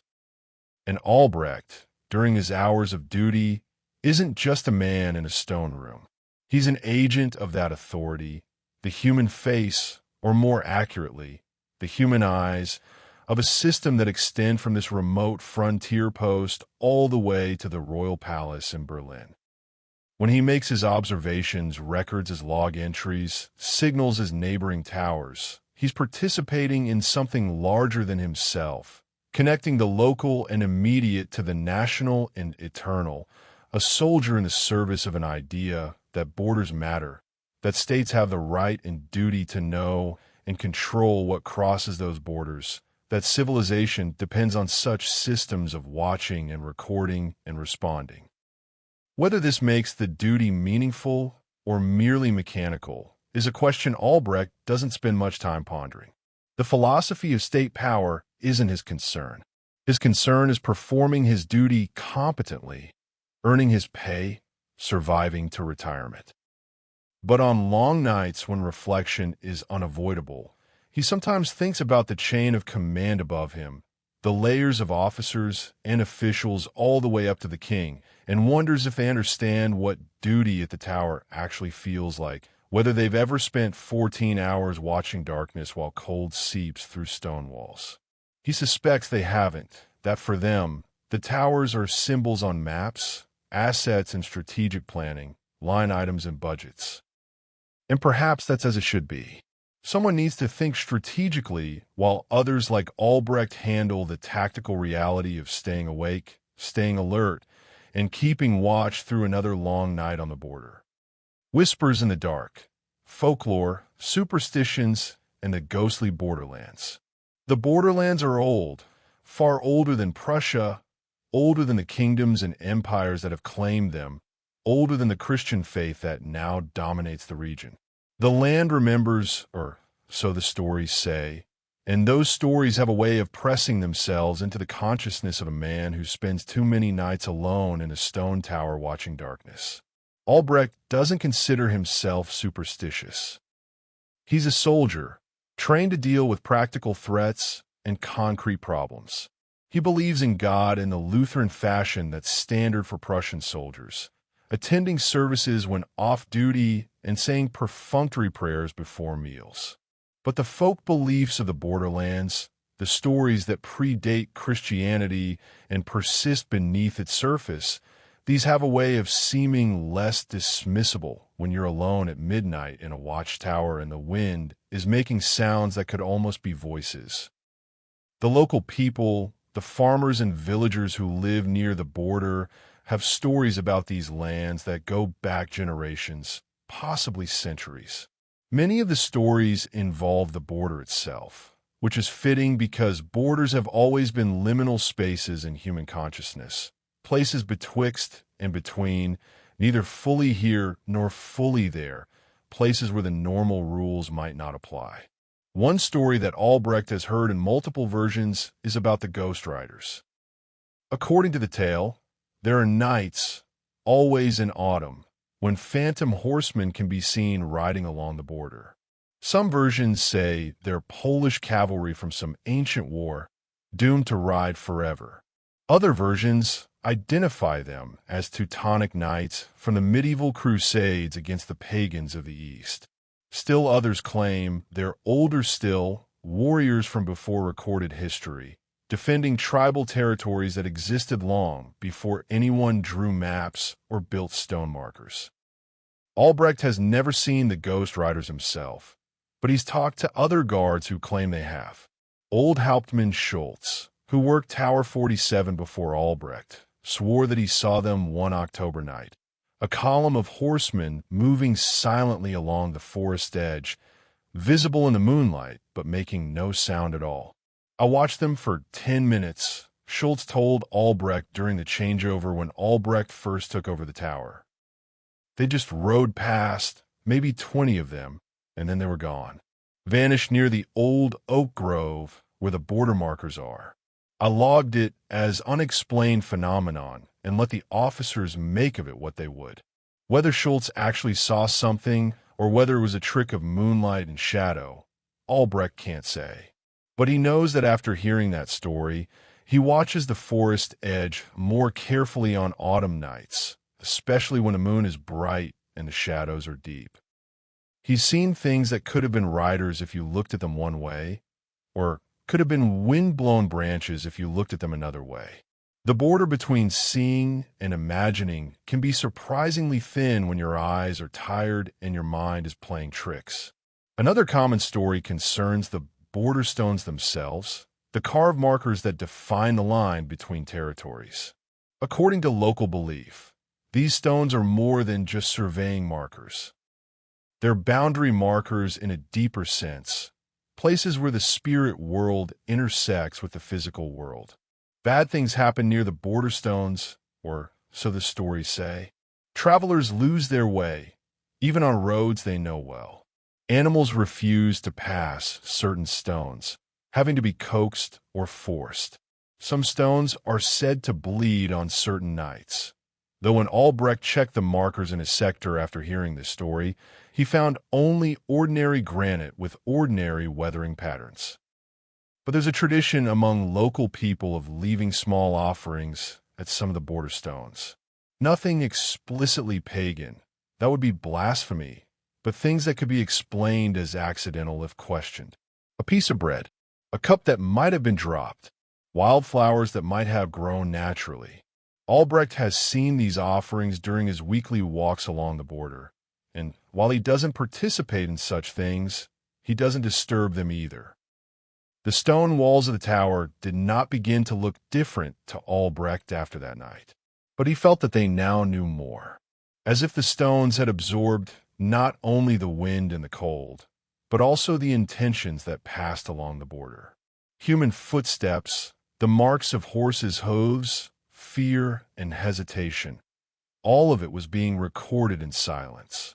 On maps, the border was a line, but here, around the tower, it was a field of behavior. As people approached this line, they slowed down, their gazes changed, their voices lowered. Albrecht had observed this many times. The border was not merely a place to cross, but a moment in which a person weighed themselves. As time passed, Albrecht came to understand that border guarding was, in truth, an art of waiting. Waiting without being idle. Waiting without drifting into imagination. Waiting without surrendering alertness. This required discipline more than patience. Patience was an emotional state. Discipline was a learned reflex. Each year spent in the tower deepened that reflex. The people who lived in the borderlands were different from those who lived in the center. For them, kings, capitals, and politics were distant. What was real was the weather, the land, the harvest, and passage. The border was less a threat in their lives than an opportunity, but it was also a risk. Over the years, Albrecht began to notice their habits. Which months saw more movement? Which days passed without a single figure appearing? He noted that crossings increased during wedding seasons, and that smuggling intensified in years of poor harvest. These things never entered official reports, but they accumulated in his mind. On some nights, he would see a distant light, Neither a village lantern nor another tower signal. It would vanish shortly after. Albrecht would usually record it in the logbook simply as distant light, brief. He knew what it was, but he did not write it, because not everything on the border needed to be written. Some things were simply known. 3 years was not a long time for a person. But for the tower, each year was like a layer. The stone steps Albrecht walked carried the footprints of those who came before him. They had looked out from the same window, felt the same wind, stood in the same silence. This thought did not unsettle Albrecht. On the contrary, it gave him a sense of continuity. He was not alone. There were those who came before him. There would be those who came after. The tower remembered not individuals, but the duty. And that was enough. He had 2 years left until retirement. He thought of this every morning on the walk back, along the village road, as the sun rose. But this thought was never filled with haste, because Albrecht knew duty did not end, it was only handed on. One day, Wilhelm, or another young soldier who would take his place, would look out from the same window in this tower and write similar sentences into the same logbook. And at some point, he too would come to believe that this life was normal. This was life on the border. Great moments were rare. The real task was ensuring that nothing happened. One of the final nights was no different from the others. That was why it mattered. There was wind. The fire was burning. The logbook was full. Everything was in its proper place. Albrecht looked out through the window. Darkness covered the border, as it always had. But it was no longer foreign to him. There was no fear within it, only attentiveness, and the tower was doing its duty. This story ends here, but the story of men who stand watch on the border never truly ends. It is simply passed on quietly. If this narration kept you company, if these nights spent in the stone tower brought you a sense of calm, you may join the continuation of these quiet stories by subscribing to the channel, sharing your thoughts, your feelings, or where you were while listening in the comments helps illuminate the path of these narratives. Until we meet again in the next forgotten place, in the next silent story.